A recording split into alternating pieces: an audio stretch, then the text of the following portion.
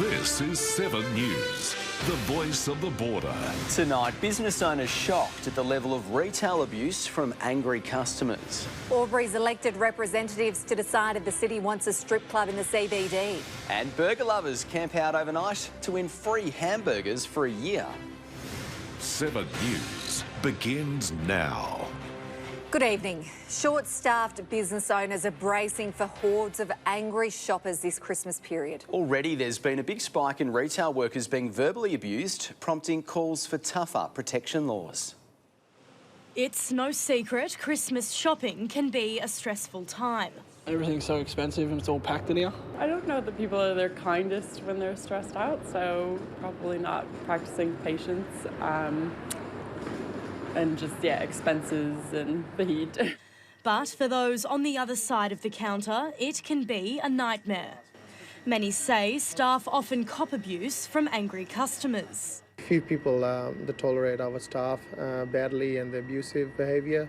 He says the common offenders are middle-aged men who target his female staff. If I'm here, they don't behave like that, but if I'm not here, they treat like, the different way.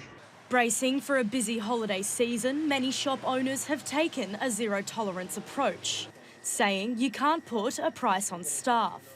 We're not happy to accept the customer because staff is the first priority. Many retailers say cost of living pressures aside, sometimes it's just the festive season itself that leads to meltdowns.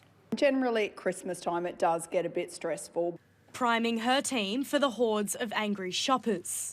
We just try and do the best that we can, have enough staff so that people aren't waiting long times in the queue, and just try and get through it the best way that we can.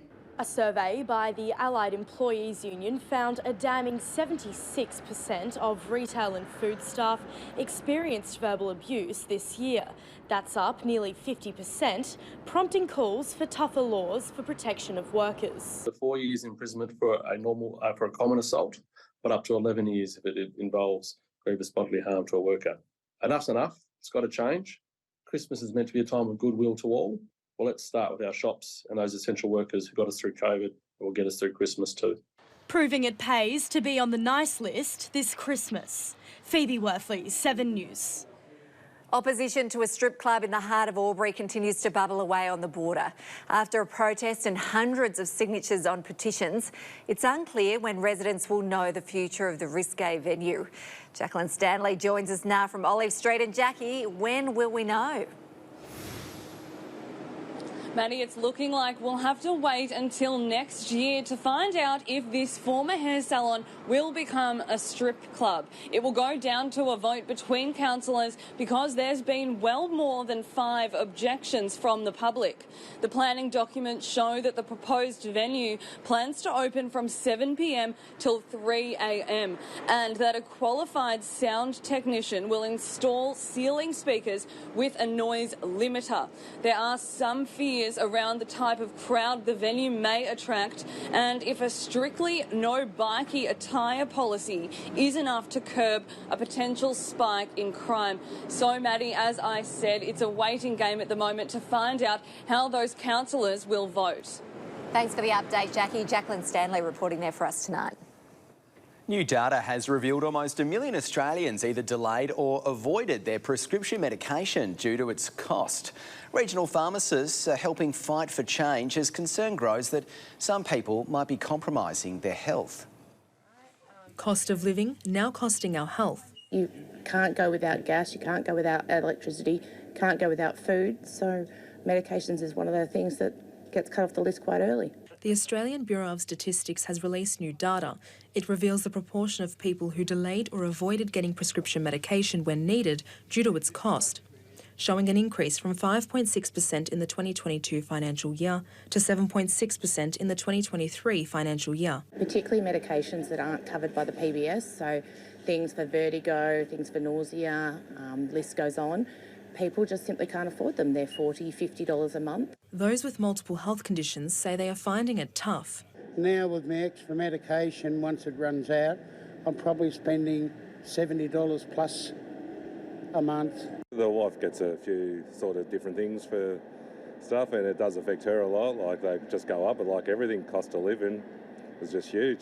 Inflation will soon play part, causing the maximum co-payment for non-concessional card holders to increase by $1.60 on January 1st, set to increase the cost of medication from $30 to $31.60 for general patients. You never know what you might need in the future, and yes, we're all thinking about how we spend our money. So yes, that is something that is concerning and affects everyone. The Pharmacy Guild is lobbying to bring that co-payment down to a reasonable level, less than $20 per medication. That's going to make it a lot more affordable for all Australians. Pharmacists are banding together for the Guild's Affordable Medicines Now campaign. They're asking us for information that is obviously de-identified, and any case studies we see or stories that we can share with them that help them build the case to the government to then bring the medications to an affordable price for all. Until then, Australians are holding out. It's medication you need, and hopefully it doesn't get any more dearer. Rochelle Punikovic, 7 News. The Carl's Junior Burger chain opened on the border today with the first 50 people through the doors winning free burgers for a year. A Wodonga man who was first in line camped out overnight to secure his spot. A lineup of Carl's connoisseurs ready to claim their prize. Very excited, yes. Very good burgers. It's been a wonderful turnout. The international burger chain Carl's Jr. opened its store on Melbourne Road in Wodonga today. I'm very excited to be opening up in Wodonga. You know, we've created probably 60, 70 jobs for locals. The first 50 customers were guaranteed one free burger per week for an entire year. First by name and first by nature, Dylan First camped out overnight to secure the #1 spot in line. Me and one of my mates came down at 6 o'clock last night. Stayed the night over on the grass and had the projector set up and speaker and nice camp chair with some doonas and all the fun stuff. Many others, while not as keen as Mr. First, showed up in the early hours of this morning. I got here at 6 a.m. and there was already 30 people before me. I've already got my ticket, yes, I will be one of the 50, and I do like Carl's Jr. very much. Watching them train and work over the last couple of days, it's very tough, but it's exciting to finally get here today and see them all ready to go. These very happy burger fans who were able to get their hands on Carl's Jr.'s golden ticket are now guaranteed customers with 52 weeks of juicy treats. Yeah, I'll be claiming that all the time. The real question for Mr. First. Where do I? Definitely. Clestianta, 7 News. More than 90 runners gearing up for tomorrow's 3rd annual Flano 5K run. Runners will don their best flannel shirt and mo for the fundraiser. The Flano 5K run is set to tour Albury to raise money for Movember. It's going to be mostly to bring awareness, so we think, you know, a few mustache and a few flannel can do the trick. With flannel shirts and mows, the group of runners will depart from the Astor Hotel at 6 p.m. tomorrow. They will return to the venue after the 5-kilometre trek for a well-deserved rest. Some people walk it, some people jog it, so it's not a race, so it's part fashion show that we call it, and good times at the end, so we all get together at the end and have a beer or drinks and a little bit of food. It began with 50 runners in 2021, and as each year passes, the event gains more traction. Last year we were maybe 70, and we're probably expecting 20 more than that this year, so it'd be pretty cool to have a few mustache flying and a few flannel around Albury. In his 3rd year running, Mr. Pathmanathan has clear reason for participating. Bringing awareness to men's health and people's mental health in general, and any conversation surrounding that is a positive one. Donations can be made using the QR code posted at the Astor Hotel, with the community already proving their support for the cause. So the response has been amazing through our local community, our local running community, and also through our local business. We have tons of spot prize and giveaways. And while some are in need of help with their mow, others are ready to flaunt it. Rochelle Punikovic, 7 News. The 2023 Australian of the Year made a guest appearance on the border today. The fierce social advocate headlined an event for teenagers to help them nourish, appreciate and be kind to their bodies. Countering negative thoughts, mean talk and self-criticism. That it is an edge that you will have in life when you feel good about your body. A day of workshops to capture kids right in the middle of a challenging stage of life. when the teenage years bring a sudden and powerful pressure to live up to beauty standards. Things nowadays that we see are all photoshopped. Keenly aware that they must think critically about what they see online. I think that we've forgotten to really appreciate and find the gratitude for these extraordinary bodies. So that's a bad mindset because you think that's what you've got to look like, and it's not true. The Australian of the Year won the title for her work on an empowering body image movement, taking to the lectern today to speak to about 70 kids from 20 schools around the region. Yeah, we want all kids to feel empowered and inspired and educated to make a choice about how they feel about their bodies. What is on the outside doesn't really matter, it's what matters is who you are on the inside. The hope is that these practices give local kids an edge in life, even a superpower, to move forward with a positive view of their bodies. Having a great relationship with yourself is key. Jacqueline Stanley, 7 News. Well, Kirsty is here now for a look at today's weather. And Kirsty, it's a little bit muggy out there. It has been a quite... Apologies, everyone. It's just a bit of an in-joke. It has been quite a warm and humid day across the northeast this morning. We had a few drops of rain falling at around 10 a.m. Now, our temperatures today reached the high 20s and into the 30s under partly cloudy skies, but we certainly saw those clouds building towards this afternoon. Winds were up at times, gusting up to around 20 kilometres an hour this morning before easing to no more than a slight breeze this afternoon. In Albury, 29 was our top and much the same for Myrtleford, while across the high country we even reached the high teens. Now, storms moved into western parts of the region late this afternoon. They could continue overnight. Tomorrow, though, does look more settled ahead of more rain arriving for the end of the week. I'll have that forecast shortly. And we really need to stop chatting behind the scenes. Right. It's confusing everybody at home. Thanks, Kirsty. See you later. Still to come in 7 News, a big milestone for a program which helps young people navigate the jump from school to career. And gearing up for a huge mental health fundraiser in Wanger.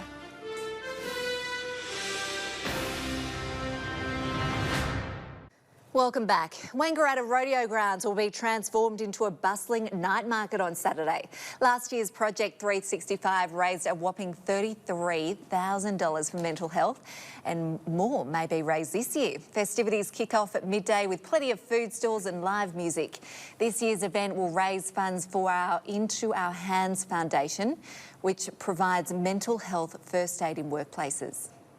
In order to bring people to Wangaratta, bring people together.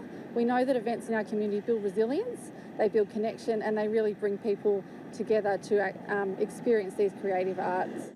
Limited tickets are still up for grabs on the Project 365 website. What started as a way to help young people navigate the jump from school to career is now celebrating a major milestone.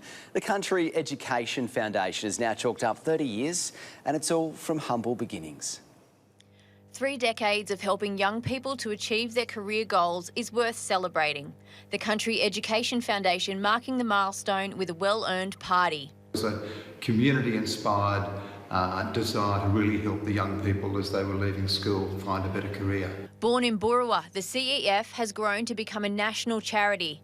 In its 30 years, it has awarded nearly $17 million in grants, allowing young people to know they have the backing of their hometown. It's the local foundation that puts the complexion on it. It's the one that puts the finishing touches.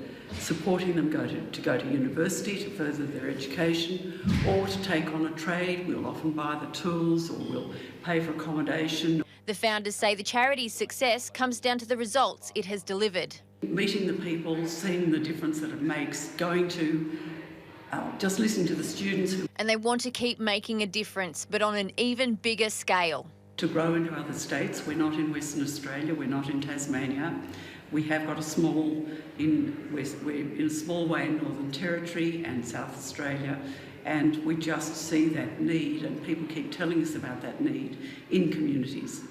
To help country kids get over some of those hurdles their city counterparts don't have to face. And I think the support from the Country Education Foundation has meant that I can be slightly less stressed about working and about paying for everything. If you would like to know more about the Country Education Foundation, go to cef.org.au. Michelle Cook, 7 News. Still to come in 7 News, high hopes for the Riverina's cricketers at the Country Championships. And Sean Manor called up by the Cats.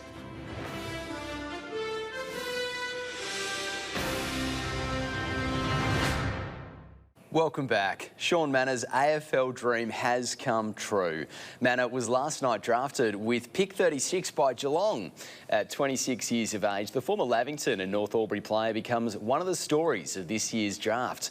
The Cats, known as one of the best recruiting teams, pounced on the Werribee half-forward after an impressive VFL season. Manna had 28 disposals and kicked 6 goals in a losing grand final in one of the league's best individual performances. Riverina cricketers have arrived in Orange ahead of the New South Wales Country Championships, and the team has high hopes of a strong showing, assembling one of their best lineups ever. The Riverina is known as a strong cricketing area, but now it's time for action. 2 teams have been picked for the new look 4-day carnival starting tomorrow. The T20 format's been added on the Thursday, so that's pretty exciting with the opportunities that we get there. And obviously, we've got a few guys that can play, well, that are going to play in the T20s only. So, yeah, 2 teams, 2 very different teams. The 50-over side will be captained by Wagga's Josh Staines, along with Chris Galvin and Hamish Starr named vice-captains. Cricket Albury Wodonga's South African gun Nick Whitelaw has been named, along with Wagga's run machine Beck Frosdick. The team has plenty of depth, with long-time coach Trent Ball labelling it one of the best sides he's taken away. Well, it is on paper. There's not much, we can say until we get it done. So, they've got the job ahead of them, but, I'm pretty excited to see how we go. 2 of the most exciting country players in the state, Wagga RSL's Ethan Bartlett and Ben Mitchell, headline the T20 side. Lavington trio Chris Galvin, Luke Doherty and Ryan Brown among 8 players playing both formats. And there's a big carrot for the winners of the T20 format. There's a curtain raiser for the final, which is before Sydney Thunder and Melbourne Renegades in January in Sydney. So, if you can win a couple of games and go to that, it'd be pretty unreal. With the talent on the park, the question and challenge ahead now for Riverina is, can they gel? We only got sort of 24 hours to get together, so that's sort of my job really, is to get everyone to know each other and gel as best we can. Stephen Murphy, 7 News. The Riverina has its very own rising women's rugby league star. 15-year-old Star Slater has been selected in a development squad for one of the nation's best-known teams, and she says she can't wait for the challenge. Star Slater has been a star in Group 9 Women's League tag with Albury Thunder, but now her game is about to go to a whole new level. The 15-year-old has been selected by Sydney Roosters for their under-17 Lisa Viola Cup squad. I was asked to trial and went up there and was lucky enough to get the opportunity to make it.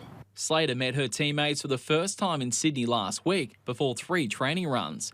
It's part of the Code's push to establish pathways for women in the game, a game Slater has loved since she was 10. I just find it very fun. It's like strength. You just got to put yourself in, put your body on the line, and you have to be knowledgeable about it, make plays, do stuff like that. I just find it fun overall and interesting. The laid-back teenager's speed a key factor in attracting interest from the Rugby League powerhouse. I feel like I've run pretty good, run the ball, do that pretty well in league tag and tackle. While most girls her age will be getting ready for school holidays, Star will be travelling to Sydney each week for training. It's another indication of the Xavier High students' determination and drive to succeed one day at the professional NRLW level. So there's a lot of running, get fit and just contact, make sure you get your tackle technique right, and just fundamentals like passing the ball and getting all the little things right. Stephen Murphy, 7 News. Up next in 7 News, Kirsty is back and she's got your local weather forecast. That's next. Good evening, everyone. A broad trough over New South Wales has generated showers and isolated thunderstorms today, while a high-pressure system is dragging warm and humid air into New South Wales and Victoria. A second trough will first deepen in the west tomorrow, moving slowly east across both states, allowing that moisture to build up and dropping moderate to heavy rainfall across both New South Wales and Victoria over the coming week. Now, we can see just how much of this forecast rainfall is showing on our maps. Most of our state could could see around 50 millimetres. Some isolated areas, including those of us on the border, could see up to 100 millimetres, kicking off from Friday. First, though, let's take a look to our Thursday weather forecast, and it looks warm and mostly sunny tomorrow. There is the chance of a light afternoon or early evening shower, as well as a possible storm. Otherwise, as we can see, it is looking mostly fine and dry. Temperatures, the high teens in their high country and reaching the low 30s elsewhere, with a light southeasterly wind blowing. Wanger 32 and Beechworth a top of 30. Heavier showers are forecast from around midday on Friday, though. As little as 3 millimetres, but as heavy as 20 millimetres of rain could fall following quite a cloudy morning. Thunderstorms also active. Temperatures dropping slightly, sitting in the high 20s for Mansfield, with a light east to northeasterly wind. Into Saturday, that chance of showers will increase, as will the amount of wet weather forecast. So there's about a 95% chance of up to 25 millimetres, and it looks to be unsettled right across the day. A northerly wind in the morning, that becoming light during the evening with cloudy skies around Omeo. 14 overnight, that cloud cover trapping in some of that warmth overnight, and a maximum of 23. And the forecast wet weather does look to continue through Sunday and into early next week. For now, though, a hot day tomorrow as we brace for that rainfall arriving on Friday. Yeah, it's going to be wet. Thanks, Kirsty. See you later. And that is your local news for tonight. Thanks for watching. You can catch up on our website or at 7plus. 7 News from Melbourne is coming up next. Have a lovely night. We'll see you again tomorrow night from 6 o'clock. See you there.